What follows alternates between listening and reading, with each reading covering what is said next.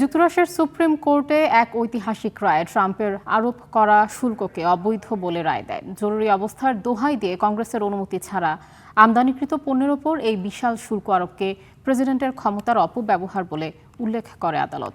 জুরিদের ৬ জন রায়ের পক্ষে এবং ৩ জন এর বিপক্ষে ভোট দেন।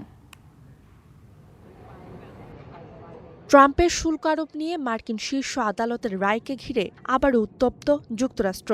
প্রেসিডেন্টের একতরফা শুল্ক আরোপকে বেআইনি বলে ঘোষণা করলে ক্ষিপ্ত হন ডোনাল্ড ট্রাম্প। মার্কিন আদালতে ৬-৩ ভোটে দেয়া রায়ে যুক্তরাষ্ট্রের প্রধান বিচারপতি জন রবার্টস জানান, জরুরি অবস্থার দোহাই দিয়ে কংগ্রেসের অনুমতি ছাড়া আমদানিকৃত পণ্যের উপর এই বিশাল শুল্ক আরোপ প্রেসিডেন্টের ক্ষমতার অপব্যবহার। মার্কিন সুপ্রিম কোর্টের এই রায়ের ফলে ট্রাম্প সরকারকে ক্ষতিগ্রস্ত ব্যবসায়ী ও আমদানিকারকদের বিপুল পরিমাণ অর্থ ফেরত দিতে হতে পারে। এ রায়ের পরে ক্ষুব্ধ প্রতিক্রিয়া জানান ডোনাল্ড ট্রাম্প। ক্ষোভ জানিয়েই ট্রাম্প থামেননি।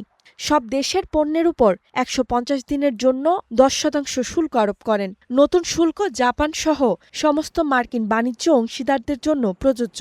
তবে এই শুল্ক ১৫০ দিনের বেশি সময় ধরে চালু রাখতে হলে কংগ্রেসের অনুমোদন প্রয়োজন হবে। ২০২৫ সালের শুরুতে ক্ষমতা গ্রহণের পর ট্রাম্প বাংলাদেশ, চীন, কানাডা ও মেক্সিকো সহ প্রায় সব দেশের পণ্যের উপর ১০ থেকে ৫০% পর্যন্ত শুল্ক আরোপ করেছিলেন।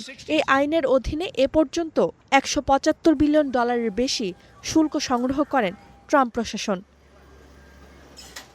ট্রাম্পের এই শুল্ক যুদ্ধের ফলে যুক্তরাষ্ট্রের ঘনিষ্ঠ মিত্ররা ক্ষুব্ধ ছিলেন তার উপর। শুধু তাই নয়, শুল্ক আরোপের ফলে তার রাজ্যেই $২৫ বিলিয়ন ক্ষতি ও ৬৪,০০০ মানুষ কর্মহীন হওয়ার ঝুঁকিতে ছিলেন। Roksana Rimi, star news.